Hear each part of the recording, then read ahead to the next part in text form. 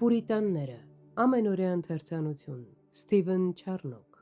օր մարտի 11։ Բայց մեր Աստվածը երկնքումն է, նա ամեն ինչ, որ կամենում է, անում է։ Սաղմոս 115-րդ գլուխ 3-րդ խոսք։ Այն ինչ առաջ Աստծուն մղում էր պատժելու մարդուն, այժմ նրան մղում է ներելու հավատացյալին։ Այն ինչ նրան մղեց իր բարկությունը թափել Քրիստոսի վրա, այժմ մղում է նրան ներելու մեզ։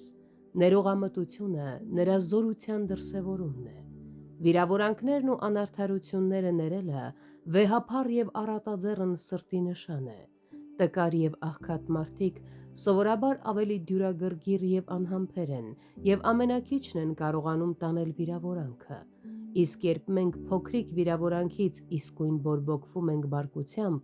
առաքյալը ասում է, որ մենք այդպիսով հաղթվում ենք չարից։ Մի հաղթվեք չարիցը, այլ բարովը հաղթեք չարին։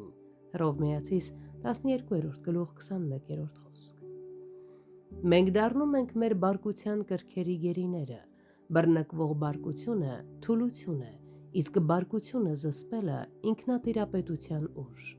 Այն, որ Աստված չի գործադրում իր կատաղի բարկությունը, պայմանավորված է նրանով, որ նա Աստված է, այլ ոչ թե մարդ։ Ովսե 11-րդ գլուխ 9-րդ խոսք։ Աստծո անսահման զորությունը տանում է դեպի ներողամտություն։ Ո՞վ է Աստված քեզ նման, անօրենությունը վերառնող։ Միքիա 7-րդ գլուխ 18-րդ խոսք։ Հունիոսն ու Տրեմելիոսը այս խոսքը թարգմանել են «Ով է հզոր Աստվածը» եւ եբրայերեն «էլ» բառը համապատասխանում է այս թարգմանությանը։ Թող իմ Տիրոջ կարողությունը մեծանա, ասում է Մովսեսը Թվոց 14-րդ գլխի 17-րդ խոսքում։ Հետևաբար, երբ Աստված հռչակում է իր ներողամիտ անունը, նա այն նախաբանում է զորության անուններով. Եհովա, Եհովա Աստված։ Ելք 34-րդ գլուխ 6-րդ խոսք։ Ներելը ավելի մեծ դրսևորում է, քան մեղքի դրսևորումը կանխելը,